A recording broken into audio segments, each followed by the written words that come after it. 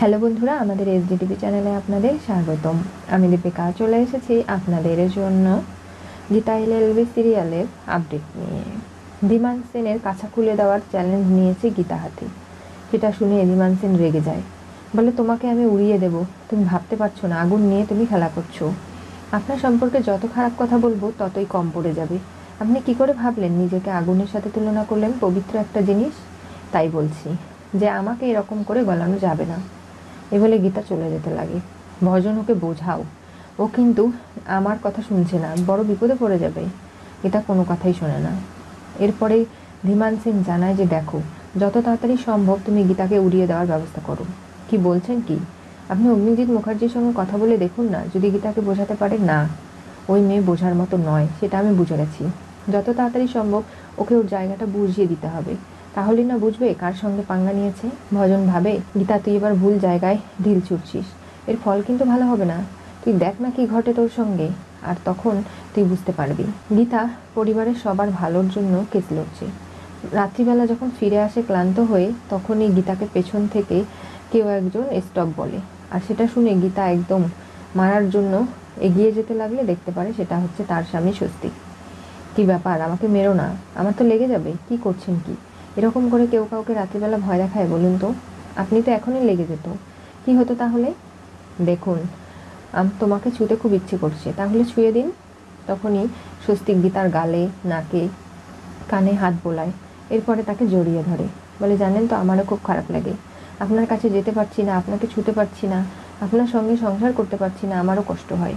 কিন্তু অগ্নিজিৎ মুখার্জির পরিবারে আমি যে ফিরে যাব না এখন, কারণ যে ঘটনাগুলো ঘটছে সেগুলোর সমাধান আগে টানতে হবে। গীতা, আমার খুব ভয় করে। ধীমান সেন একটা ভেমরুলের চাক, তুমি যেখানে ঢিল ছুঁড়েছো, কখন কবে কোথায় তোমার কোন ক্ষতি করে দেয় সেটা আমি ভাবতে পারছি না। আমার অগ্নিজিৎ মুখার্জিও এর সঙ্গে জড়িত। আপনি চিন্তা করবেন না, আমি সব কিছু ঠিক করে দেবো, আমাকে একটু শুধু সময় দিন। এই বলে গীতা স্বস্তিককে জড়িয়ে ধরে। হঠাৎ করেই স্বস্তিক দেখতে পারে পেছন থেকে একজন বাইকে হেলমেট পরা এসেছে, যে বন্দুক তাক করছে গীতার দিকে। তখনই গীতাকে ধাক্কা মেরে মাটিতে ফেলে দেয়। গীতা উঠে দেখতে পারে গুন্ডাটিকে, পেছনে দৌড়াতে গিয়েও পারে না। এরপরে স্বস্তিক বলে, তোমার লাগেনি তো? আমি তোমাকে এরকম করে ধাক্কা দিলাম, তোমার গায়ে ধুলো লেগে আছে, এই বলে পরিষ্কার করে দেয়। দেখুন, আমার তো এটা মনে হচ্ছে যে আমাকে কেউ যদি শেষ করতে চায়, কোনো ক্ষতি করতে চায়, আপনি ঢাল হয়ে আমার পাশে এসে দাঁড়াবেন। আপনি একবার নয় বারবার আমাকে এরকম বিপদ থেকে উদ্ধার করেছেন। এই বলে স্বস্তিককে আবারও জড়িয়ে ধরে। তাদের স্বামী স্ত্রীর ভালোবাসা টান ঠিকই রয়েছে। গীতা ফোন করে ধীমান সেনকে, বলে কি ব্যাপার, আমাকে যাকে মারতে পাঠিয়েছিলেন সে গুলিটা মিস করে গেছে। ভালো একজন ট্রেনারকে দিয়ে আগে ট্রেনিং করাবেন, কি করে বন্দুক ধরতে হয়, কি করে শ্যুট করতে হয়, নিশানা লাগাতে হয়। তা না হলে এরকম তো ফেল করবেই। এই গীতা, কি বলতে চাইছো? যেটা আপনি করেছেন, বুলেটটা কোথাও না কোথাও তো বস্তিতে লেগেছে, সেখান থেকে আমি খুঁজে বের করবো, এরপরে ফরেন্সিকে পাঠাবো, আর এই বুলেটটাই নিয়ে যাব আমি কোর্টেই প্রমাণস্বরূপ। আপনি যে আমাকে শেষ করতে বারবার পদক্ষেপ নিচ্ছেন সেগুলো কখনোই পূর্ণ হবে না, বুঝতে পেরেছেন? আর আপনার কালকে কোর্টে ডেট রয়েছে, আপনি তো ঘুমোতে পারবেন না রাত্রে নিশ্চিন্ত হয়ে। কালকে কোর্টে তো আপনার সঙ্গে আমার মুখোমুখি লড়াই হবে, সেটা নিশ্চয়ই জানেন। কালকে দেখেন না কি হয়, আমার প্রশ্নে জর্জরিত হয়ে আপনাকে ফালাফালা হতে হবে। এই বলে ফোন রেখে দেয়। কোনোভাবেই ধীমান সেন গীতার কথাগুলো হজম করতে পারছে না। বলছে এই মেয়েটাকে যেভাবেই হোক আটকাতে হবে, প্রয়োজনে হলে ওকে চিতাতে উঠিয়ে দিতে হবে, কিন্তু আমি কোনোভাবেই হার মানব না। সবার আগে ওর কবজা থেকে যেভাবেই হোক আমাকে ঝর্ণাকে উদ্ধার করতে হবে। এরপরে সত্য সিং, আমাকে এই কেসটা ধামাচাপা দিতেই হবে। আমি কোনোভাবেই জেল খাটবো না। গীতা যতই চেষ্টা করুক না কেন, কোনোভাবেই কোনো কিছু করে উঠতে পারবে না, আমি সেটা হতে দেবো না। ধীমান সেনকে এখনও গীতা চেনেনি, ওকে শেষ করবই আমি। এই সমস্ত কথা বলতে বলতেই সকাল হয়ে যায়।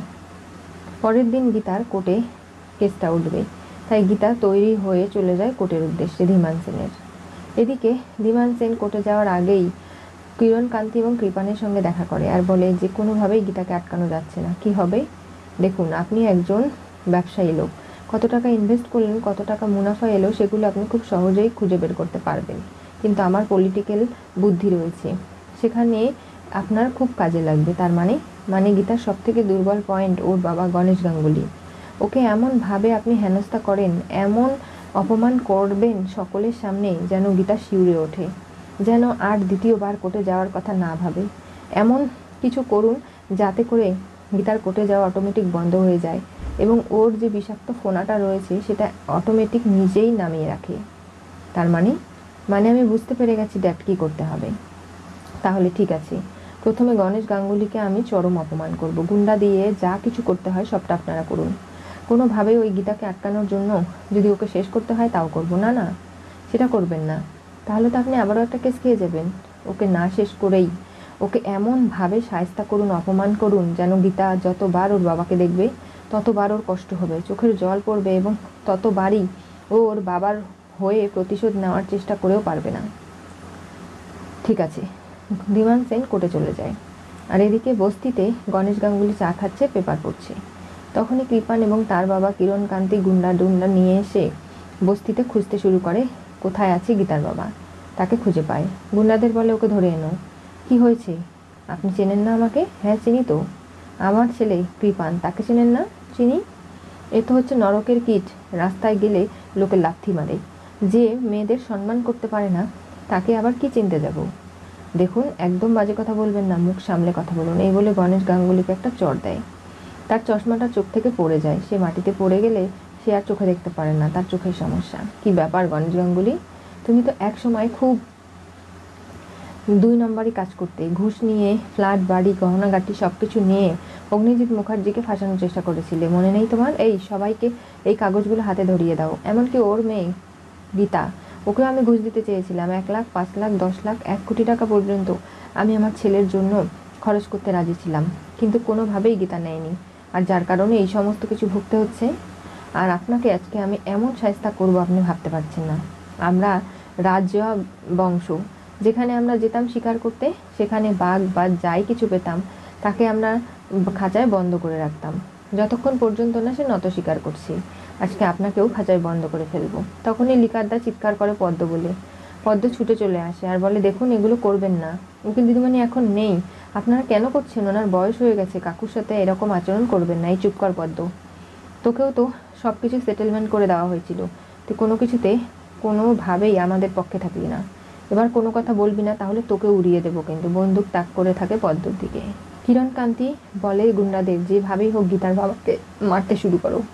সবাই এক একজন এক একবার চড়থাপ্পড় দিচ্ছে। গীতার বাবা রেগে যাচ্ছে, বলছে, আমাকে কেন মারছো? আমি কিছু করিনি, আর আমি ঘুষখোর নই। আমি কোর্টে সব সময় সত্য এবং ন্যায়ের জন্য লড়াই করেছি। তোমরা আমাকে কেন বদনাম করার চেষ্টা করছো? এই বস্তিবাসী সবাই আমার সঙ্গে আছে, কেউ তোমরা আমার কোনো ক্ষতি করতে পারবে না। এই সবাই বেরিয়ে আয়। তখনই সবাই বেরিয়ে এসে গুন্ডাদের সঙ্গে লড়াই করতে চাইলে সবাই পিস্তল বের করে আর বলে, কেউ যদি বেশি বাড়াবাড়ি করে তাহলে এই বস্তিতে শেষ করে দেব, এমনকি বস্তির লোকজন কেউ বাঁচবে না। তখনই গীতার বাবা সেগুলো চায় না আর সবাই চুপ করে যায়। কি এখন কি করবে তুমি গণেশ গাঙ্গুলি? এই বলে শার্টের কলার ধরে টেনে কিরণ কান্তি বলে, কি ব্যাপার? তোমার মেয়েকে বলবে কোর্টে যেন আর না যায়, তাহলে কিন্তু এই পরিস্থিতি আরও বার তৈরি হবে। কি ব্যাপার? বেলটা কোথায়? কি করবে ড্যাড? বেলটা নিয়ে এসো, ওর গলায় পরিয়ে দাও। ওকে বশ করতে হবে তো, ওকে কুকুর বানিয়ে ওকে কুকুরের ডাক দিতে হবে। এসব করবেন না। একটা ওনার বয়সের দিক চিন্তা করুন, ওনার জন্য এই সব কিছু খুব সম্মানের নয়। আপনারা কেন বুঝতে পারছেন না? কোনোভাবেই কেউ কোনো কথা শোনে না। কৃপান এসে গলায় বেলটা বেঁধে দেয়, এরপরে টেনে মাটিতে ফেলে গীতার বাবাকে আর বলে কুকুরের ডাক করতে। না করলে কিন্তু বস্তি উড়িয়ে দেব আর তোমাকেও গুলি করে শেষ করে দেব। গীতার বাবা সেটা ডাকতে বাধ্য হয়। এরপরে বলে, এরকমই তোমাকে থাকতে হবে, কেউ তোমাকে বাঁচাতে আসবে না। বস্তির লোকজন তো নয়ই, সবাই মাথা নত করেছে কীরকম দেখো। এই বলে সবাই চলে যায়। এরপরে সবাই গীতার বাবার কাছে আসে আর বলে যে ওরা সবাই চলে গেছে, এখন উঠুন আপনি, দেখুন যা কিছু হয়েছে সবটা ভুলে যান। কিন্তু গীতার বাবা কোনোভাবেই উঠতে পারছে না। এই অপমান সে ভুলে যেতেও পারছে না। গীতা কোর্ট থেকে ফিরে এসে স্কুটিটা রেখেই দেখতে পারে বস্তিতে এত লোকজন কেন। তখনই তার বাবাকে মাটিতে পড়ে থাকতে দেখে, চশমা পরিয়ে দেয়, টুপিটা পরিয়ে দেয়। এরপরে গীতা বলে, তোমার গলায় বেল কে পরালো বাবা? বলো তুমি আমাকে, কি হয়েছে এখানে? পদ্ম বলে, কেউ কোনো কিছু বলবে না, মুখ খুলবে না। উকিল দিদিমণি, তুমি আর কোর্টে যেও না, তাহলে এই পরিস্থিতি আরও বেশি জটিল হবে। কি? এই বেলটা কার? আমি সেটা খুঁজে বের করবই। কে আমার বাবাকে এত বড় অপমান করেছে তার শাস্তি আমি নিজে নিশ্চিত করব। কি হতে চলেছে গীতা এলএলবি সিরিয়ালের পরবর্তী টুইস্টে? গীতার বাবাকে মেরে বেল পরিয়ে কঠিন অপমান বস্তির সবাইকে জিম্মা করে। আজকে গীতা ছিল না কোর্টে, যখন ধীমান সেনের কেসটা নিয়ে লড়াই করছিল তখনই এই ঘটনাগুলো ধীমান সেন, কিরণ কান্তি এবং কৃপান মিলে ঘটিয়েছে। আর গীতা কোনোভাবেই এই বেল্টের রহস্য তো খুঁজে বের করবেই।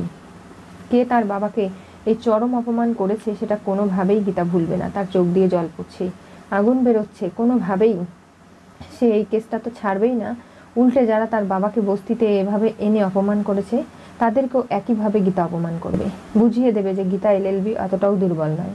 সে কাউকে ভয় পায় না, একমাত্র কোর্টে সে ন্যায় বিচারের জন্য যায়। সে আইনটাকে পুজো করে, কোনোভাবেই আইনের কোনো ক্ষতি সে হতে দেবে না।